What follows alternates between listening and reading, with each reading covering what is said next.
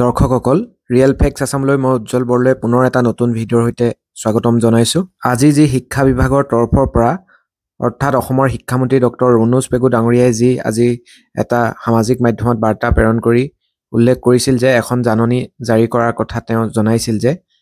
প্ৰাৰ্থীসকলক GT-PGT যিসকলে qualified for appointment যিসকল প্ৰাৰ্থীয়ে লাভ কৰিলে তেওঁলোকক প্ৰিফাৰেঞ্চ বাছিবলৈ দিয়া হ'ব ডিষ্ট্ৰিক্টত। এতিয়া বহুতে আমাক ভেকেঞ্চি লিষ্ট বিচাৰি আছে যে GT-PGTৰ ভেকেঞ্চি লিষ্টটো ডিষ্ট্ৰিক্ট ৱাইজ আছে যদি দিয়ক। বন্ধুসকল এইবাৰ যিসমূহ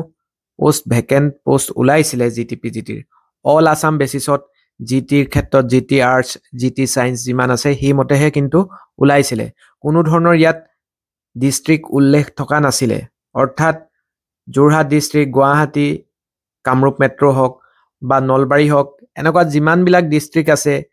ক'ত কিমান পোষ্ট আছে আগতীয়াকৈ এবাৰ গম পোৱা হোৱা নাছিলে। গতিকে আপোনালোকে প্ৰিফাৰেঞ্চ দিয়াৰ ক্ষেত্ৰত ইয়াত দেখিছে ফাৰ্ষ্ট পেৰাগ্ৰাফৰ যিটো লাষ্টৰ লাইনটো আপোনালোকে দেখিছে ৱেবছাইটত,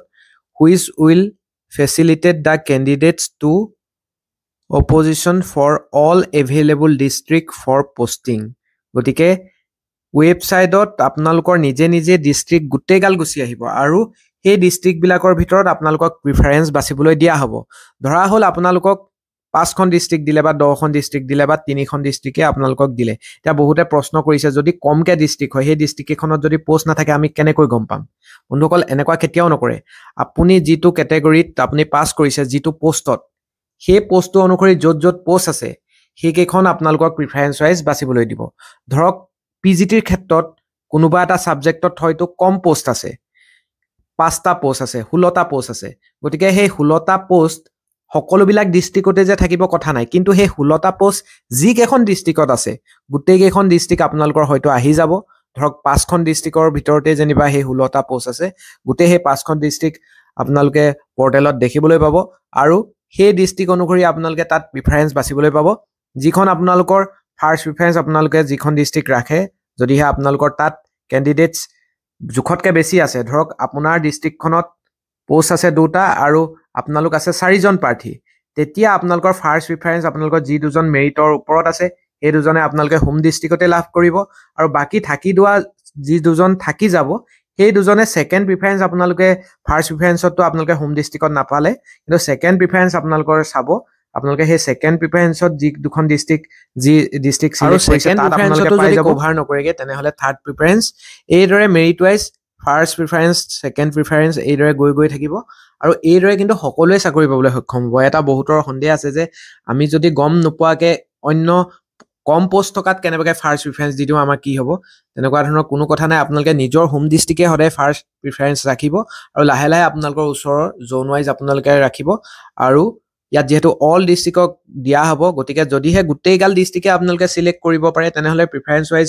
সকলো ধৰক 18খন ডিষ্ট্ৰিক্ট ওলাব। গোটেইকেইখন ডিষ্ট্ৰিক্ট GT আৰ্টছৰ ক্ষেত্ৰত দি দিব আৰু কিছুমান পোষ্টততো গোটেই ডিষ্ট্ৰিক্টত নাথাকে। গতিকে তেনেকুৱা ধৰণে এটা পদ্ধতি অৱলম্বন কৰিবলৈ দিব। কোনো ধৰণৰ আপোনালোকে প্ৰাৰ্থীয়ে ইয়াত চাকৰি নোপোৱাকৈ থাকি যোৱাৰ কথা নাহে, কিন্তু প্ৰিফাৰেঞ্চ কৰিলে কি হ'ব, ফাৰ্ষ্ট প্ৰিফাৰেঞ্চ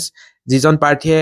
দিব, এতিয়া যেনেকৈ LP UPত হৈ আছে, ফাৰ্ষ্ট প্ৰিফাৰেঞ্চত তেওঁ যেতিয়া নাম সোমাই যাব, নাম সোমোৱাৰ লগালগ তেওঁৰ নাম অট'মেটিকেলি ছেকেণ্ড প্ৰিফাৰেঞ্চ আৰু থাৰ্ড প্ৰিফাৰেঞ্চ ডিষ্ট্ৰিক্টৰ পৰা কাট খাই যাব। এইদৰে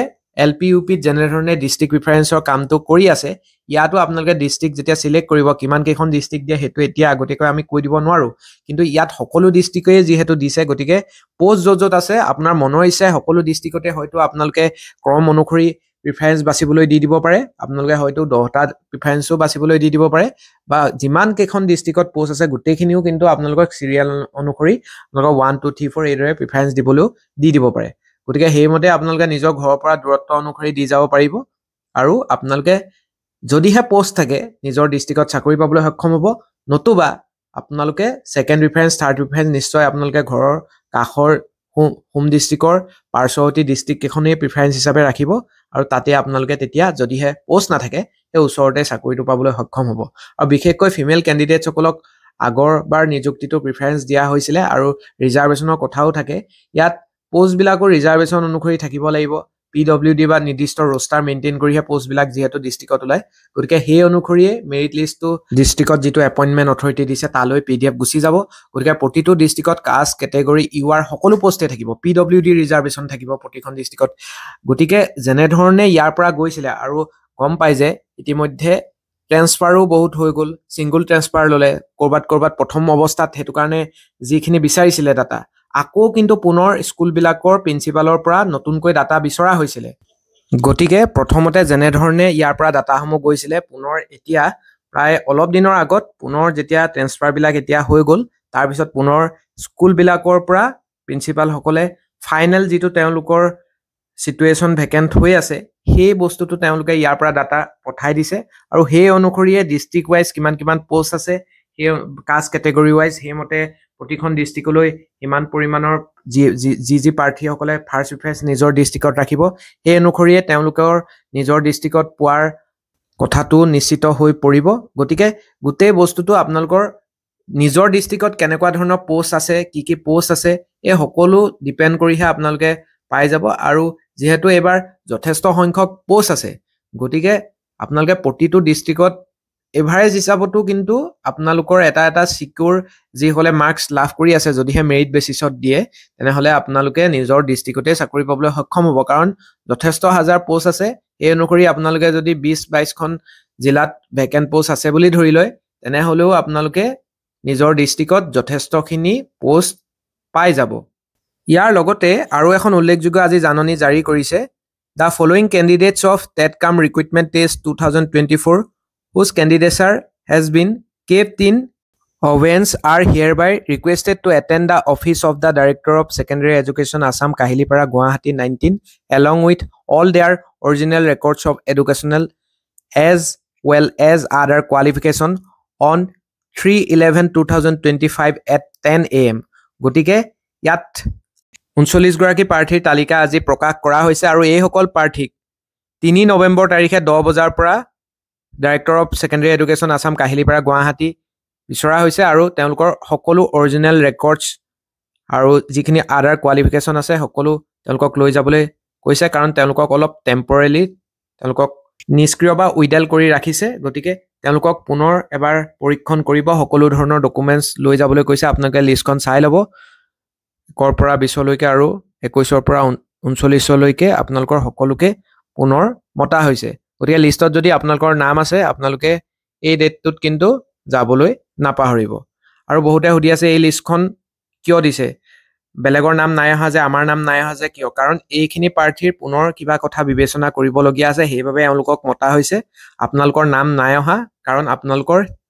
ঠিকৰে ভেৰিফিকেশন হৈ গৈছে আৰু আপোনালোকে ইতিমধ্যে কোৱালিফাইড ফৰ এপইন্টমেন্ট আপোনালোকৰ আহি গৈছে মানে আপোনালোক সকলো ডকুমেন্টছ বা নথিপত্ৰ ঠিকই আছে গতিকে বিভিন্ন প্ৰাৰ্থীয়ে সুধি থকা বিভিন্ন জিটি পিজিটি সন্দৰ্ভত ডাউট আজি ক্লিয়াৰ কৰিবলৈ চেষ্টা কৰিলো আৰু যদি আপোনালোকৰ কিবা দিহা পৰামৰ্শ বা জানিবলগীয়া কথা থাকে আমাক কমেন্ট কৰিবলৈ নাপাহৰিব যিসকলে ফাৰ্ষ্ট ভিজিট কৰি আছে ৰিয়েল ফেক্টছ আসাম চেনেলটো অনুগ্ৰহ কৰি চেনেলটো সাবস্ক্ৰাইব কৰি ল'ব দৰকাৰী ইনফৰমেশন সমূহৰ আপডেট আগতীয়াকৈ পাই থাকিবৰ বাবে সাবস্ক্ৰাইবৰ কাষত থকা বেল আইকনটো প্ৰেছ কৰি ল'বলৈ নাপাহৰিব ধন্যবাদ